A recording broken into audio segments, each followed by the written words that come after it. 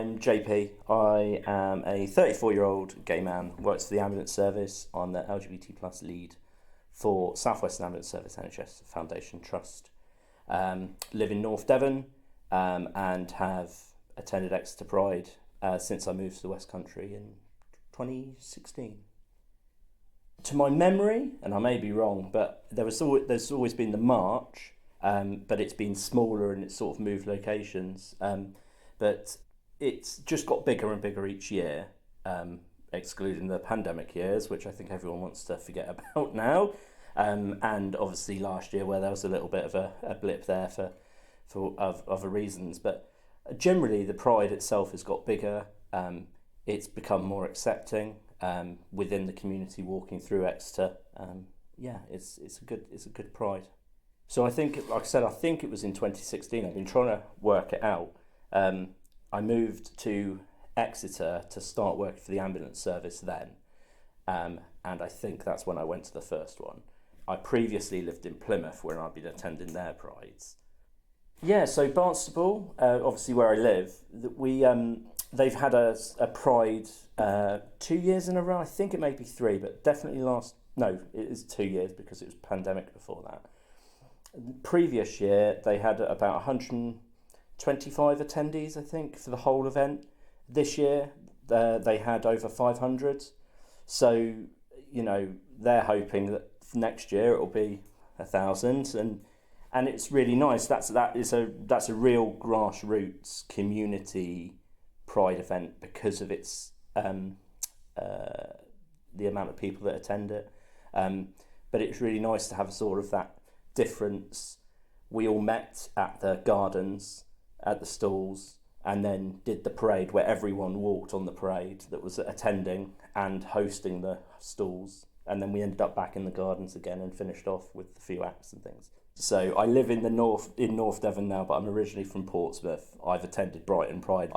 It's a mark on my calendar every single year. So the Exeter versus Brighton difference is the community feel. Brighton is a big, massive Pride, but because it's so big, it has to generate tons of money in order to put it on.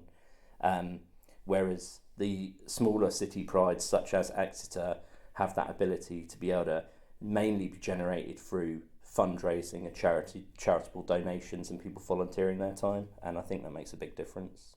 I think it is still very much a protest, although we've got the benefit of being in a country where we have our right to protest, our rights to march, whereas a lot of countries don't. 12 countries have death penalty for LGBT plus people. As a maximum, 14 current countries have specific laws to criminalise gender identity and trans people, which are separate to the lesbian, gay and bisexual laws. So I think it is very much a protest, even though it can appear to be a celebration, and in a lot of ways it is. We march for everyone that can't, and I think that's really important, and I think that's sort of the core principle that has to sit in every Pride, no matter where they are. And I don't think it should be lost that even though I'm the G in LGBT, we are all allies to those other letters, and I think that's really important that we keep ourselves up to date on being good allies to the other people in our community. I love my role. I've only been doing it for just over a year, so I picked it up in 2022. But as the LGBT plus lead for the entire trust, I feel a responsibility to attend as many of the prides in our area as possible. Exeter for us, and this is one of the reasons in particular that we missed it over the pandemic, but particularly last year when everyone else was doing it, for us it kickstarts the Pride season.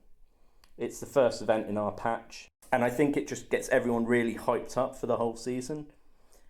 Our HQ is based in Exeter, so we always get a really good turnout from our control room staff, who do an absolutely brilliant job, and our road staff that you'll see about every day.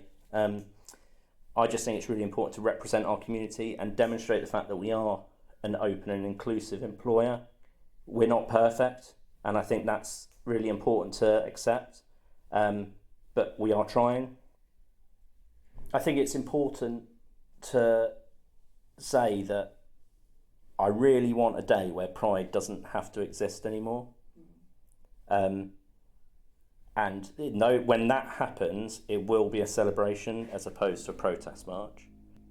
But I do think if Prides were to stop now, if every Pride was to stop now across the country, I think LGBT plus people would be put at risk. I think there's been a dangerous shift in the past few years because people have been locked down. Social norms would probably be put to the forefront. Agendas and laws would be passed, as we're seeing we're not talking third world countries, we're seeing it in first world countries like America. You're seeing states put agendas and laws out, and it's that would happen without Pride and our right to protest and our right of free speech. So that's what I think would happen if Pride was to stop. The drag story time thing is the arguments that you hear well, they're frankly ridiculous. They're never, in that environment, it's never a sexualized experience. It's, either a drag queen or a drag king doing what they love doing and just trying to tell a normal children's story whilst in their alternate persona. So do you feel there was kind of a different atmosphere between when you started coming to Pride in 2016? The crowds have got bigger. People now will come into town because Pride is going to be happening that day, and they'll line the streets. I do remember a time when the parade was fairly sparse with people that are actually there lining it, versus now every year, once it kicks off, it's practically from start all the way to Northern Hay Gardens. It's lined the whole way. So I think the number of purposeful attendances, I think is a good way to put it, I'd be surprised if it hasn't gone up since its inception. The first time I held my then partner's hand in public was when I went to Brighton Pride, and he didn't know what was happening because it's never happened before. So yeah, I think you're absolutely right. I think knowing that a Pride event is ongoing at that time gives you that confidence, that safety to sort of do what you wouldn't normally do in that circumstance. And hopefully, years down the line, we won't have to even worry about that. We'll just, no matter where you are, you'll be able to do it. But as long as those countries are still condemning people to death for loving someone that they love, it's not going to happen, is it?